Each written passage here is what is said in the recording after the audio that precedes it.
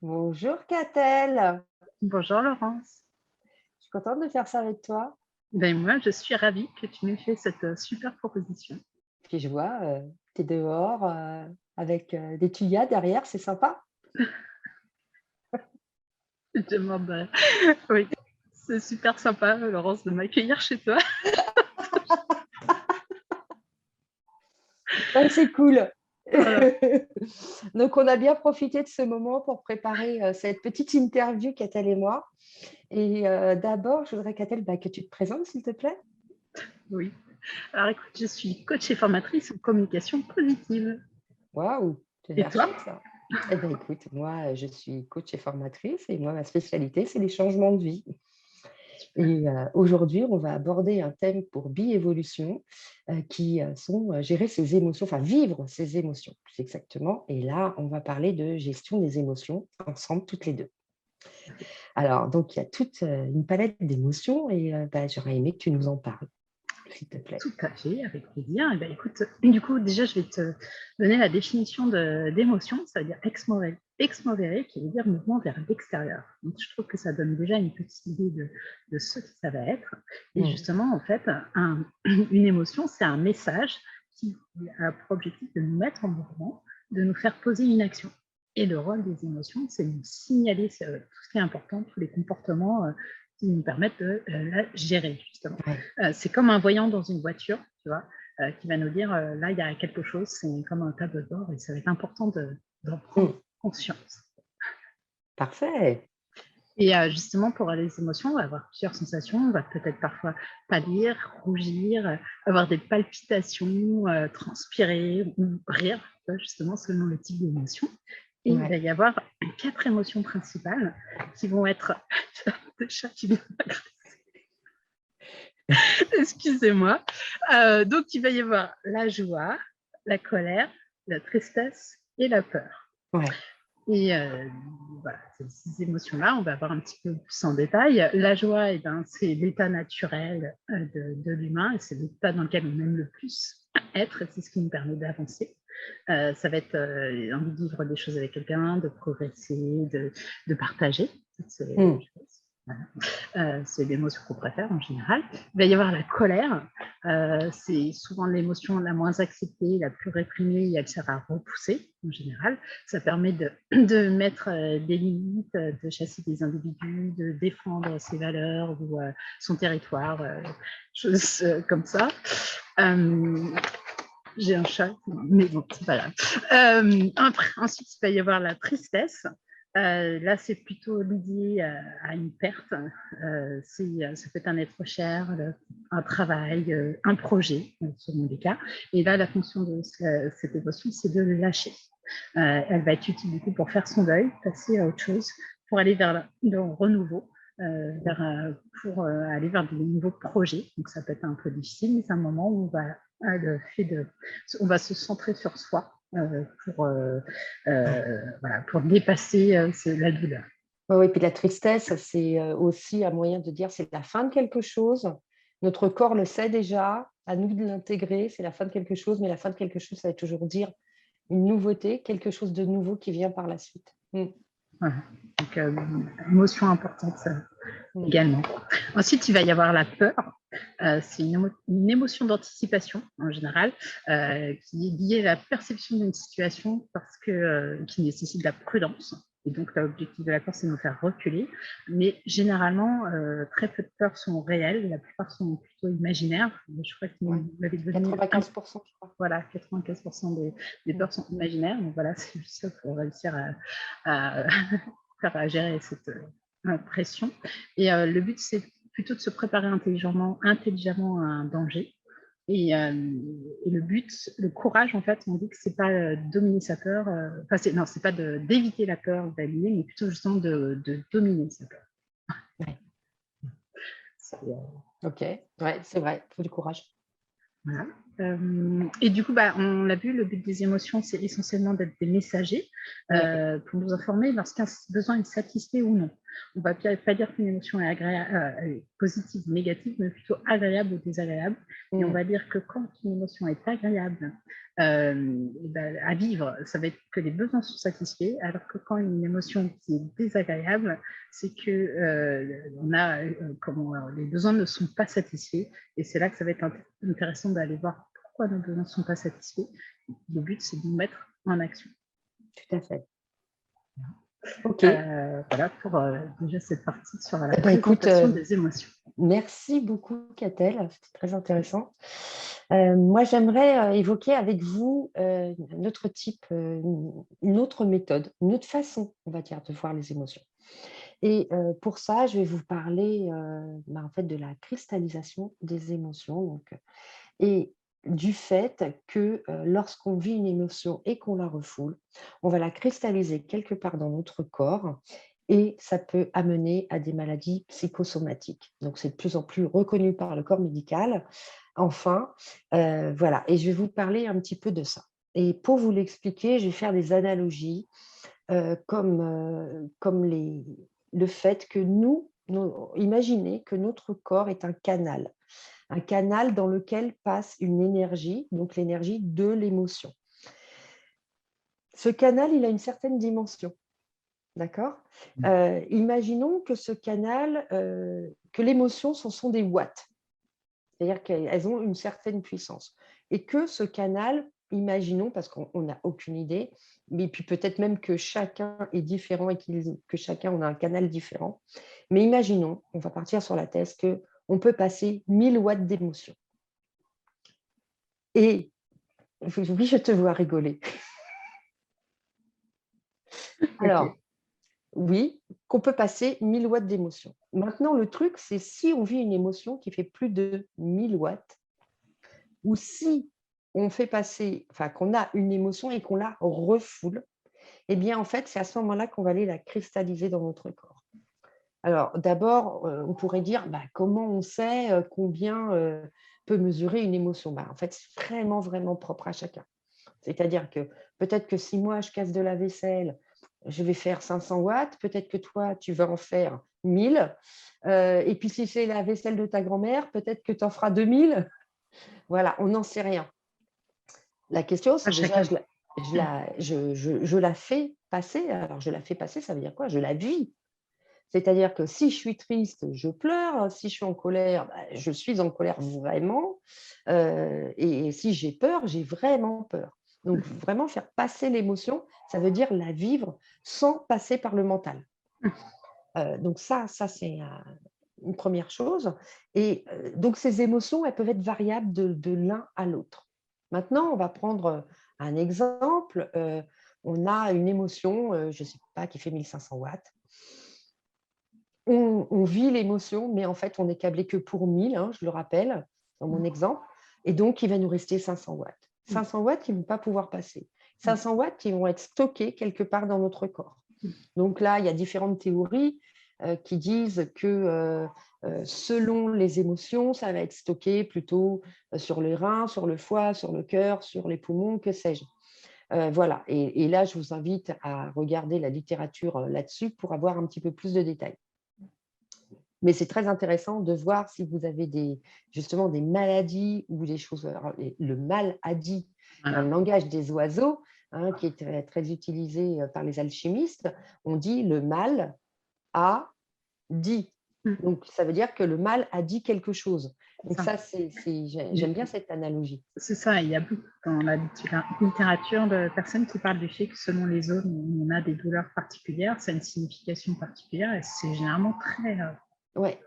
Donc, je vous invite, si vous avez une maladie, à regarder dans la littérature à quoi ça pourrait se rapporter. Ça peut être intéressant. Il y a Lise Bourbeau et Jacques Martel pour ce type de livre. Voilà. Oui, tout à fait. Et alors derrière, on va pouvoir décristalliser ces émotions. Comment ? Mais comment ? Explique-moi. Comment ? Explique-moi, j'aimerais bien savoir. Dans notre exemple, on a 500 watts à aller décristalliser. Voilà.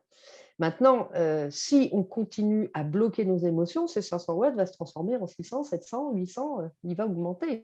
D'où la maladie qui S'accumuler. arrive. Hein, parce qu'au départ, ça se cristallise, ce n'est pas de suite une maladie. Oui. Hein, après, il y a Des des douleurs choses... peut-être, des douleurs peut-être. Ça peut commencer par ça, oui, voilà, des inconforts, des choses comme ça. Donc, le mieux, c'est évidemment de ne pas attendre et puis de décristalliser à fond. Alors, déjà, la première chose qu'il faut comprendre, c'est qu'une émotion, elle a sa propre fréquence, sa propre note de musique, pour prendre une analogie. C'est-à-dire que, par exemple, le rejet à la note Fa, la trahison, la note Do, la colère, le Si, etc., etc. Mais alors là, je vous le dis tout à fait au hasard, hein, il n'y a pas C'est une vraiment de note. analogie. C'est une analogie. Ok. Et donc, il va falloir retrouver exactement cette même note, cette même fréquence pour pouvoir décristalliser. Donc, pour prendre un exemple, si on est sur le rejet, qui est la note Fa, si on a peur d'être rejeté et de ressentir l'émotion de cette peur d'être rejeté, ce n'est pas la même note.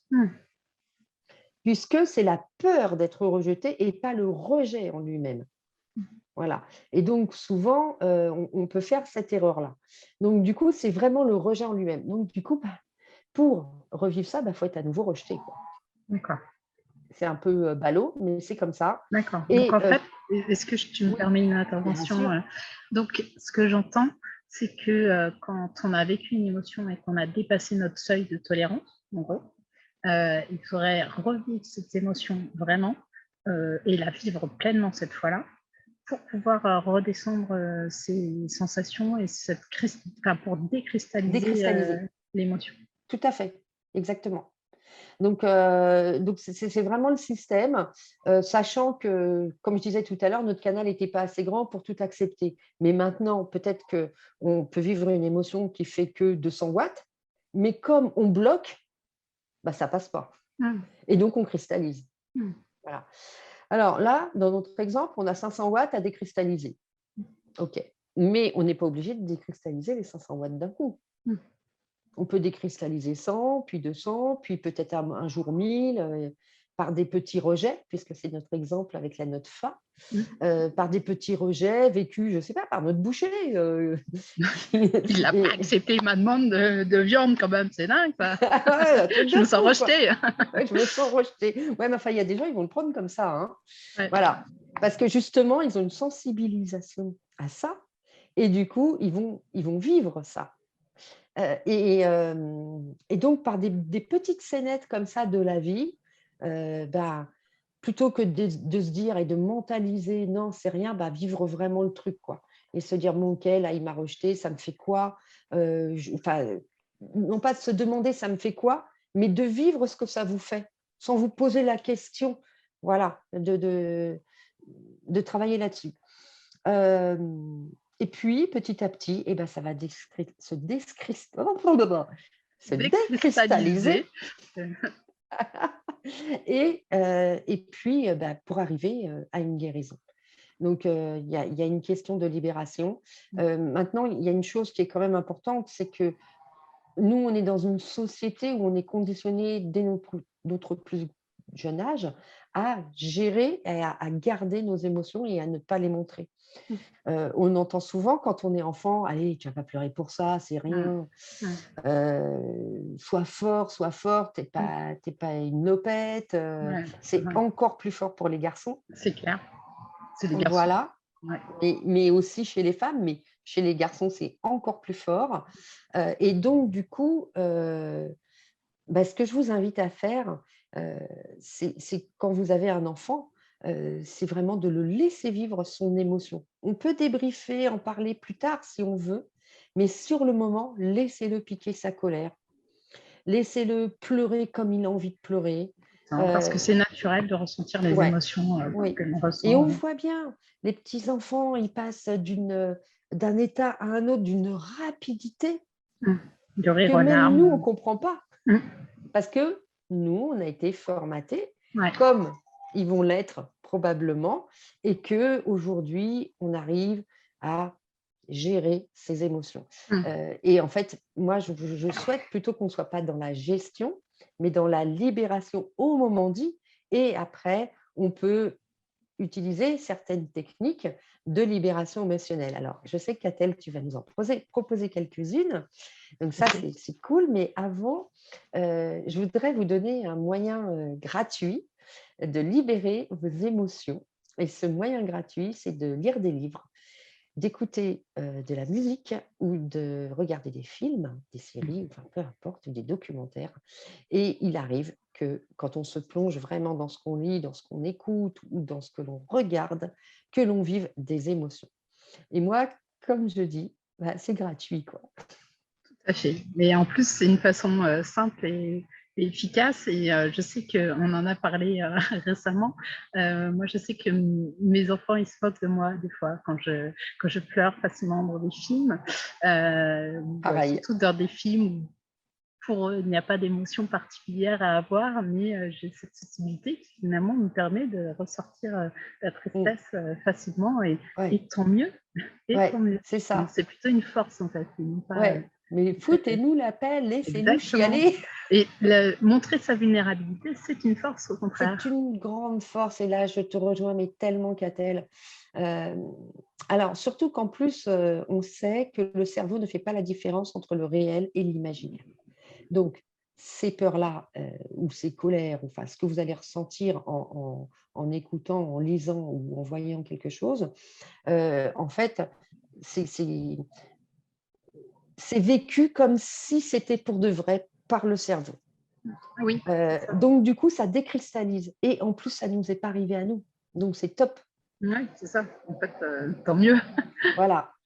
Donc moi, je connais quelques techniques de libération émotionnelle, comme moi j'utilise l'EFT, donc Emotional Freedom Technique, technique de Voilà. libération émotionnelle, Mhm. qui sont des techniques de tapoting.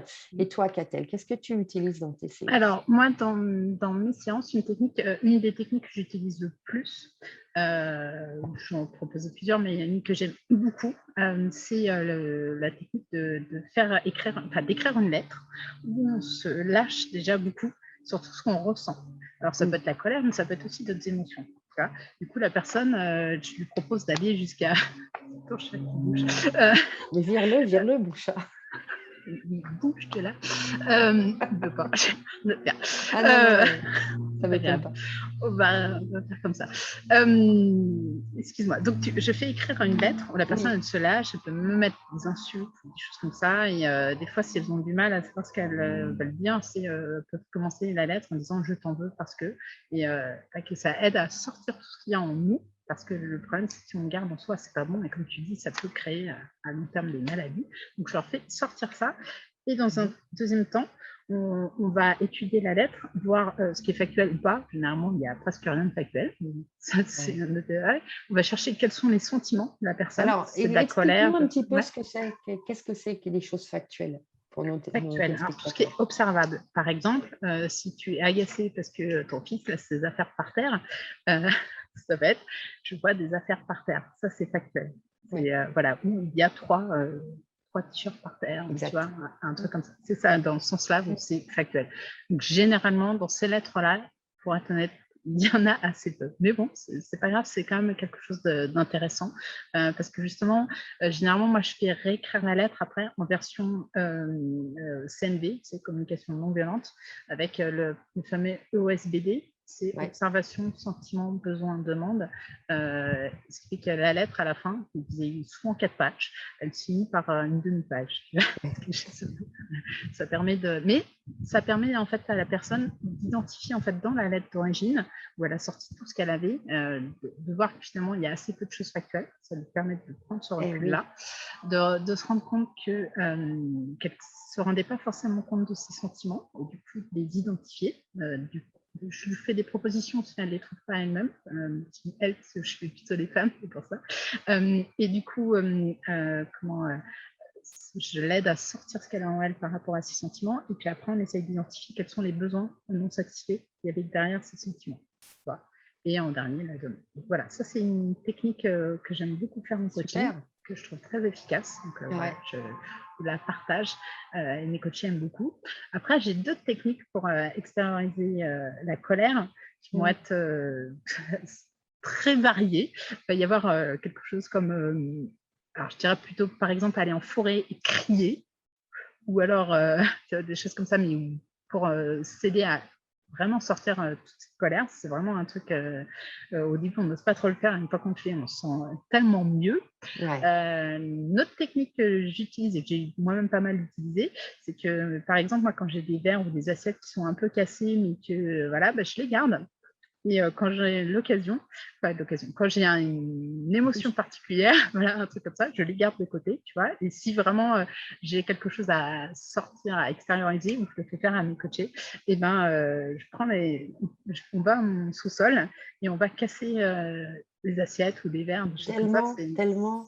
Moi, C'est ça me fait penser à quelque chose. Moi, j'ai pas libérateur. vécu dans une famille où on cassait les assiettes ou les choses comme ça. Et puis, un jour, j'étais dans une colère pas possible. Et je ne sais pas ce qui m'a pris. J'ai pris une assiette et je l'ai cassée par terre Ouais, de toutes mes forces. Ça m'a fait un bien de fou. c'est ça. Et je me Ça suis dit, paraît. oh, mais c'est énorme, quoi. Ouais, C'est énorme. C'est un ouais. truc où, en plus, moi, justement, j'aime pas casser les choses et tout ça en temps Oui, normal. Donc, tu vois, au début, c'était oh non, j'ose pas trop. Et en fait, c'est un libérateur. ouais. C'est vraiment. C'est Voilà. énorme. Ouais. C'est C'est énorme. bizarre, mais ouais. Ben Bah, faut voilà, c'est prendre, hein, ça. faut prendre. Alors, pour ceux qui ne voudraient pas casser des choses, une autre technique qui peut être assez sympa, c'est avoir un panier avec plein de petites balles, toutes sortes. Ça peut être en molle, si vraiment les personnes ne veulent pas, voilà, ou des plus dures. Et pareil, les jeter sur les murs, comme ça. Et en fait, le fait de jeter, pareil, si tu jettes et que tu crées en même temps, alors là, c'est encore mieux. Ça va encore plus t'aider à extérioriser ta colère. Une autre Tu sais, technique, j'ai une astuce par ouais, rapport à ça. Tu sais, les rugbyman, quand ils font, de quoi je les vais vous parler? rugbyman. Suspense! Alors, les rugbyman, quand ils font leur danse de haka, tu Ah oui, sais, ceux oui, de c'est la ça. Nouvelle-Zélande, Mm, donc ils font leur haka et à un moment donné, ils font des grimaces, hein, des mm, choses c'est ça. et à un moment donné, ils font un truc comme ça. Ah! Ouais. Bon, pas très joli, hein, désolée. Enfin, c'est ça qu'ils font Mm, et ben, en fait, ça, c'est une technique de libération, énorme, mm. pour la peur. Ah oui, c'est ça. Voilà, donc Mm. vas-y, je t'écoute. Ouais. Non, mais voilà, tu vois, toutes ces techniques-là, c'est très sympa.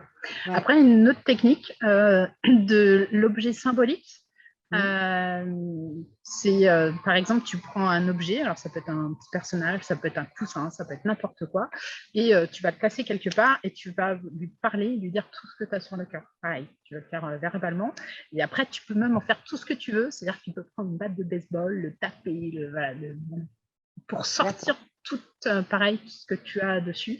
Voilà, c'est des petites choses comme ça. Par contre, l'objet symbolique, tu peux le garder, mais il ne faut pas qu'il reste visuel, il ne faut pas que ce soit réactif. C'est Ouais. juste ça. Mmh. Ça peut être n'importe où, quoi. Enfin, voilà, l'idée, c'est vraiment de sortir toutes ces choses. Ouais. Après, il y a des techniques un petit peu plus, enfin, un peu différentes, un peu plus soft, un petit peu plus, après, je sais pas, selon si les personnes sont ouvertes ou pas. La technique des bonhommes allumettes, je ne sais Ouais. pas si tu connais, ouais, voilà. Alors Pour par couper contre, les liens? ouais, pour Là, couper on les est plus liens, dans le couper les liens. ouais, ils ont coupé les liens, mais en même temps, je trouve qu'elle est assez efficace. Alors après, c'est peut-être plus difficile à expliquer là comme ça. Il Oui, faudrait mais il y a faire une montrer un dessin. vidéo, vous Ouais, tapez sur YouTube les bonhommes allumettes ouais, et vous allez trouver. ouais, ça c'est. Ouais, ouais. C'est un Québécois qui a fait ça et son nom m'échappe, Je me mais demande si c'est Jacques Martel encore, hein. ouais, je crois que c'est Je lui. crois que c'est Jacques Martel encore. Ouais, Donc, ouais, ouais. ouais. Donc voilà. Et puis, il y a après, autre chose que moi, je pratique quotidiennement et que j'invite mes coachés au maximum à faire, bah, c'est pareil. Là, c'est plus pour prendre du recul. Après, parce que je pense que c'est bien de faire les deux. C'est bah, la méditation et la cohérence cardiaque. Tu Ah oui. vois, voilà, pour pouvoir justement être Alors, les plus méditations, il en existe plusieurs sortes. des... Il y a moi, ce que j'appelle vulgairement la méditation pure et dure, hein, c'est-à-dire on s'assoit et puis on fait le vide dans son esprit. Donc, c'est-à-dire aucune pensée, on se centre sur la respiration et au bout d'un moment, on arrive à faire ce qu'on appelle le blanc mental, c'est-à-dire qu'il n'y a plus rien. Donc, quand je dis au bout d'un moment, il faut de la pratique. Et c'est normal, voilà, mais il y a des voies d'entrée dans la méditation qui sont beaucoup plus simples, avec des méditations guidées, Ouais, méditation transcendantale, ou alors une il y a tous musique les niveaux. qui peut vous amener à. Ouais. Je dirais Voilà, que commencer par petit, pas voilà. les trucs genre les petits bambous de Seven Mind pour des trucs, des petites applications, ou alors sur YouTube, tu vas trouver plein Juliana Ellington. Il y a Louise E, qui est assez réputée, tu as François Lemay, tu as Il y en a plein. je Ouais, ouais. dis Vraiment, pas que Chopra en anglais, mais selon vos affinités, vous allez voilà, trouver c'est ça. quelque Tu peux chose trouver qui plein de choses différentes. peut vous plaire et qui Parce que des fois, va. il y a des personnes qui disent ah non, mais ça me plaît pas, mais c'est parce qu'ils ont aussi qu'une ou deux personnes, et des fois, c'est Oui, vraiment plusieurs choses avant de trouver quelque chose qui nous plaît. ouais, c'est Pareil pour ça. la cohérence cardiaque. Oui. C'est Alors, tu la nous cohérence expliques un cardiaque. petit peu ce que c'est la cohérence Alors, la cardiaque? cohérence cardiaque, moi, je le fais sur YouTube, par exemple, mais je sais que pareil, il y a des applications. Tu vas respirer, alors généralement, c'est 6 grandes respirations par minute, 5 fois de suite et 3 fois par jour. Parce que c'est 3, 6, 5, des choses comme ça. Et après, il y a plein d'autres techniques, parce qu'il y en a d'autres qui coupent leur respiration plus longtemps. En fait, c'est qui inspirent un certain temps, qui retiennent et après qui expirent. J'ai entendu plusieurs choses, donc là, vraiment, c'est pareil. Faut voir parce qu'il y a des choses avec lesquelles moi, j'arrive pas à faire et d'autres où je suis très à l'aise. Donc, il faut vraiment tester plusieurs choses, voir ce qui me correspond le plus. Oui, on peut faire énormément de choses Il y a avec plein de choses la différentes. cohérence La cohérence cardiaque. cardiaque, c'est un truc, pour moi, c'est Ouais. radical. C'est au point où, tu vois, par exemple, si le soir, je rentre et que j'ai l'air un peu stressée à la maison, ils me font « toi, tu as besoin d'une cohérence cardiaque. » Eh oui. Vraiment, c'est un truc super efficace pour Ouais. prendre du recul et se sentir mieux. Ouais. Et, en tout cas, moi, je pense que c'est la base de ce qui m'a aidé le plus à à canaliser mes émotions et à les vivre de façon plus sereine. Super. Il y a d'autres choses que tu veux rajouter? La cloche, je pense que c'est déjà bien en termes Ouais, c'est génial. d'outils. J'espère que ça vous aura plu à tous. N'hésitez pas à mettre vos commentaires et puis vos questions éventuellement. Ce sera un plaisir de vous répondre. Catel, je te remercie beaucoup. C'est moi qui te remercie. Un vrai plaisir. Et puis, toi, je crois que tu consultes. Comment tu consultes d'abord? Alors, essentiellement visio. Et sinon, à Antony, dans le 92, je D'accord, reçois chez moi de temps en temps. d'accord. Et Donc, sinon, les formations, j'en fais en visio et j'en fais aussi en présentiel. Là, c'est plutôt à tu es Saclay. aussi formatrice en process communication. Tout à fait, formatrice en process com. Voilà, d'accord. Ça. Eh bien, écoute, si vous voulez en savoir plus sur Catel ou sur moi, il y a nos fiches d'identité. Je ne sais plus dans quelle catégorie ça s'appelle, mais en fait, c'est retrouvable sur le groupe Facebook. Et puis, de toute façon, en dessous de la vidéo, vous allez trouver toutes les informations concernant Catel et moi. On vous souhaite une très belle journée et merci de nous avoir écoutés. À bientôt. À bientôt. Au revoir.